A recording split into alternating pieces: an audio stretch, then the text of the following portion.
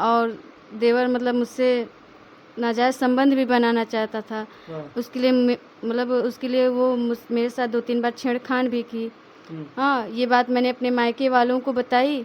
मायके वाले मेरे गए तो पति मेरा मतलब सपोर्ट करके मेरे मायके वालों को समझा बुझा कर भेज दिया। मेरे मायके वाले मतलब क्रोधित थे कि भाई मैं इसके खिलाफ FIR खीरी थाने में करवाऊंगा। तो मेरे पति मतलब सपोर्ट में आ गए कि नहीं ऐसी कोई बात नहीं है, मैं इसको लेकर अलग रहूँगा, क्या है मतलब अपने बच्चों का देखूँगा, मैं घर पे नहीं रहूँगा। बता रही हैं कि हमारा जो देवर है हमारे साथ जो है शारीरिक संबंध बनाना चाहता है।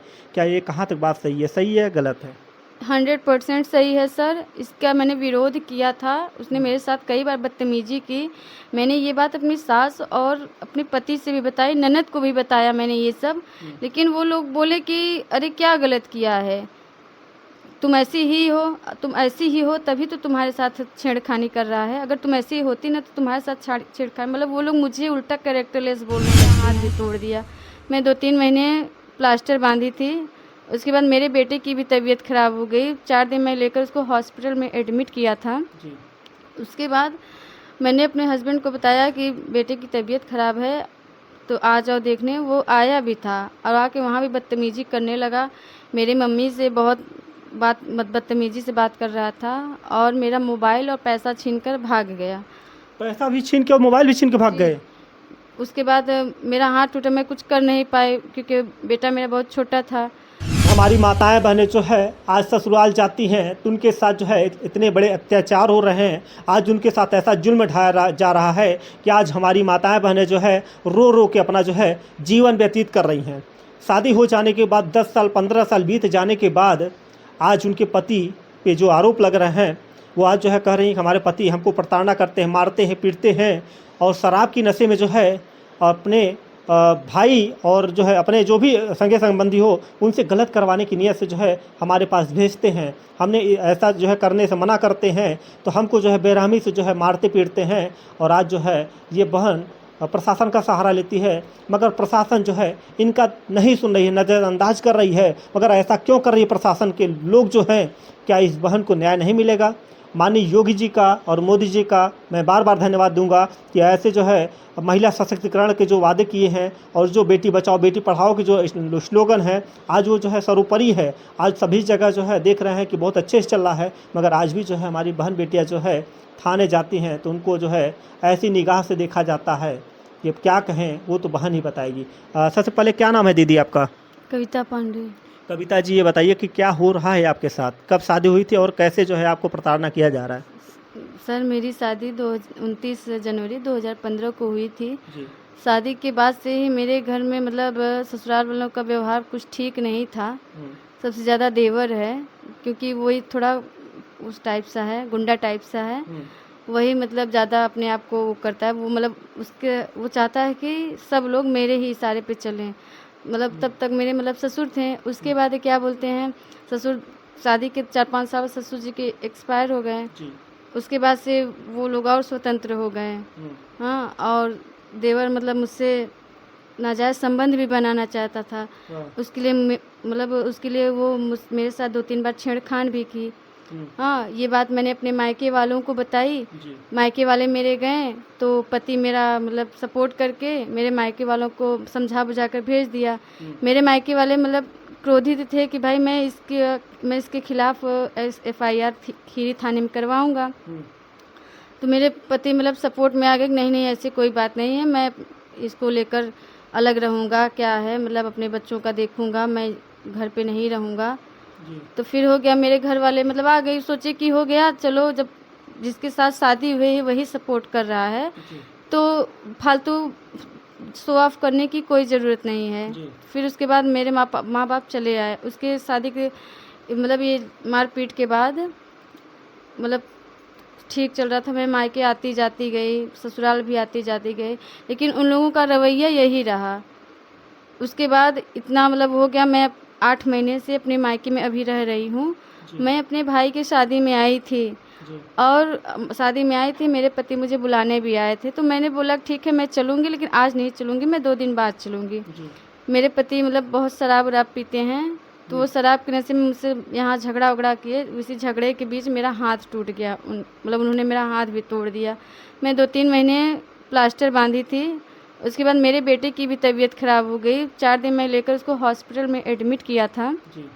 उसके बाद मैंने अपने हस्बैंड को बताया कि बेटे की तबीयत ख़राब है, तो आ जाओ देखने। वो आया भी था और आके वहाँ भी बदतमीज़ी करने लगा। मेरी मम्मी से बहुत बदतमीज़ी से बात कर रहा था और मेरा मोबाइल और पैसा छीनकर भाग गया। पैसा भी छीन के और मोबाइल भी छीन के भाग गए?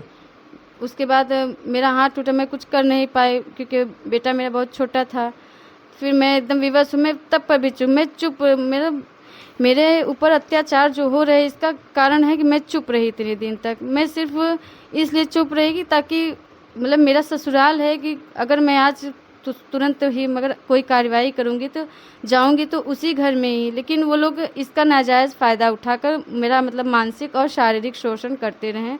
सबसे ज़्यादा मेरा देवर, वही मेरा सबसे ज़्यादा मानसिक और शारीरिक शोषण करता है। मुझे मारता पीटता बात बात पे। अगर मैं अपने पति से भी कोई बात बोलूँ तो वो मतलब आता मुझसे लड़ाई करता, मुझे गंदी गंदी गाली देता और मैं अगर उसका विरोध करती तो वो मुझे मारने लगता था।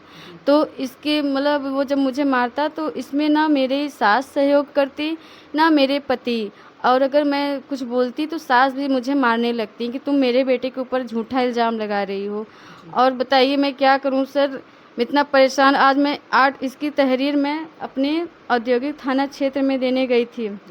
वहाँ मुझे 8-9 दिन से दौड़ाया जा रहा है कि कल आओ, आज आओ, इसकी जांच कर लेंगे। मैं उन लोगों को बोल रही हूँ कि आप जाइए घर पे, मतलब मेरे गांव जाकर पता करिए इन लोगों के बारे में, वो लोग सब कुछ बताएंगे। लेकिन बोल रहे हैं कि अरे हम लोग ऐसे थोड़ी ना जाएंगे, हमारा क्या काम है, हम नहीं जाएंगे, तुम अपना पता अब बताइए। हम वहाँ की बहू हैं तो हम कैसे पता लगाएंगे।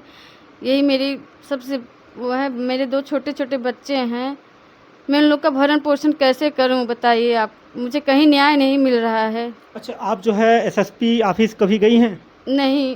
क्यों नहीं गई? थाने से क्या बोला जाता है? क्या मतलब थाने नहीं सुन रही तो एसएसपी ऑफिस जाना चाहिए आपको? वो बोले कि चलो, अभी मेरे ससुराल वालों ने मुझे मतलब मेरे पति ने एक नोटिस मुझे दिया है फैमिली कोर्ट से, तो मैंने उस थाने पर दिखाया तो बोले कि ऐसा है, तुम ये इस तारीख पे जाओ और जाओ वहाँ देखो क्या होता है। अगर कोर्ट उसके अनुसार कुछ आदेश देता है तब मैं कार्रवाई करूँगा। तो मैं आज कम कम 1 हफ्ते 10 दिन के लगभग हो गया मैं रोज़ थाने का चक्कर काट रही हूँ।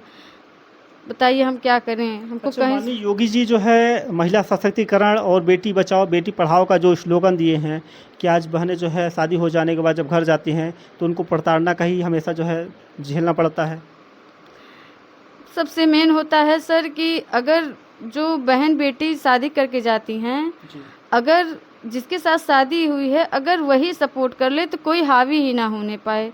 लेकिन मेरा वहाँ सपोर्ट करने वाला ना मेरा पति है, ना मेरी सास है, ना कोई है। मैं वहाँ एकदम अपने आप को एकदम अकेला महसूस करती हूँ, इतना परिवार रहने के बावजूद। जी। अच्छा, एक सवाल और करेंगे यहाँ पे। जो आप अपने देवर पे आरोप लगा रही हैं, जो अपने पति पे आरोप लगा रही हैं कि हमारा जो देवर है हमारे साथ जो है शारीरिक संबंध बनाना चाहता है, क्या ये कहाँ तक बात सही है गलत है? 100% सही है सर। इसका मैंने विरोध किया था, उसने मेरे साथ कई बार बदतमीजी की। मैंने ये बात अपनी सास और अपने पति से भी बताई, ननद को भी बताया मैंने ये सब। लेकिन वो लोग बोले कि अरे क्या गलत किया है, तुम ऐसी ही हो तभी तो तुम्हारे साथ छेड़खानी कर रहा है। अगर तुम ऐसी होती ना तो तुम्हारे साथ छेड़खानी, मतलब वो लोग मुझे उल्टा कैरेक्टरलेस बोलने लगती हैं कि तुम ऐसी हो तभी तुम्हारे साथ ऐसे कर रहा है। क्या मतलब आप देवर के साथ जो है जो मतलब आपकी सासू बोल रही है, जो आरोप लगा रही है सासू माँ आप पे, या आप कैरेक्टर लेस हो, तो क्या जो है ये आप बातें जो है कहाँ तक सही है कहाँ तक गलत है? मैम सर ये है कि वो गांव की और कस्बों में मतलब वो मेरा देवर एकदम बदनाम है। वो गांव के हर लड़की मतलब ऐसा कोई घर नहीं है, ऐसा कोई गांव नहीं जहां मतलब उसका गंदी नीयत ना, गंदी निगाह ना हो। हाँ। क्या हमेशा वो बहन बेटियों को जो है जो आए दिन जो है ऐसा करता है? जी क्या उसकी आदत पड़ गई है? जी, और उसके खिलाफ खीरी थाने में कई ऐसे केसेस भी हैं। तो मैं मतलब मेरा वहाँ कोई मतलब साधन नहीं रहता, साधन का बहुत समस्या है मेरे ससुराल में। जी। कुछ तो मैं इस वजह से भी नहीं जाती और फिर बड़े मतलब मम्मी पापा लोग समझा देते कि हो गया चलो ससुराल तुम्हारा वही काम देगा। मैं कुछ इस वजह से चुप रहती थी कि हो गया चलो मैं भी अपने मन में सोचती कि चलो ससुराल मेरा है, मैं क्या वो करूँ, मैं अपने ही लोगों को तो परेशान करूँ। लेकिन वो लोग मुझे अपना नहीं माने, हमेशा मतलब मुझे प्रताड़ित ही करते रहते थे हर मतलब तरह से। अब तो घुटन होने लगी है। एकदम घुट ऐसे लगता है जैसे फांसी लगा लें और हो गया। न मेरी कोई नहीं सुन रहा है, ना मेरे ससुराल वाले, ना मेरे औद्योगिक थाना क्षेत्र के लोग। योगी जी तो और मोदी जी से क्या कहेंगी आप? योगी जी और मोदी जी से मैं बस इतना ही रिक्वेस्ट करना चाहती हूँ कि अगर मेरी तरह कोई और महिला या लड़की इस तरह का केस लेकर अगर थाने में जाती है, पहली बात तो उसको बिना इंक्वायरी किए बिना पहले एक बार नोटिस कर लेना चाहिए। अगर नोटिस कर लेते हैं तो थोड़ा शायद है कि थोड़ा सा ससुराल वालों के अंदर डर बन जाए कि हाँ मेरे खिलाफ ये हो गया है, तब तो शायद है कि कुछ अत्याचार करना बंद कर दें। अगर ये मोदी जी अगर कर दें तो बहुत अच्छा रहेगा। लेकिन यहाँ मैं 1 हफ्ते से दौड़ रही हूँ, मेरी कोई सुनवाई नहीं हो रही है कि मुझे न्याय मिल जाए। आइए हम उनकी माता जी हैं उनसे भी बात करते हैं कि आज इनकी बेटी जो है क्या कहेंगी। माता जी क्या कहेंगे अपनी बेटी के बारे में? आज आपकी बेटी जो है एक प्रताड़ना का शिकार हुई, ससुराल जाती है तो उसको जो है इतनी मारपीट जो है और लड़ाई झगड़ा हमेशा होता, क्या कहेंगी आप? भैया हमारे बेटी को जब से मैंने शादी किया तब से वो लोग मतलब दहेज के लिए बात कर रहे थे। तो हम कहे भैया जो हमको देना था हम दे दिए, हाथ जोड़ लिए, अब हमारे पास नहीं है। इसीलिए हमारे लड़की को ज़्यादा प्रताड़ित कर रहे थे हर तरह से। कहे जब जब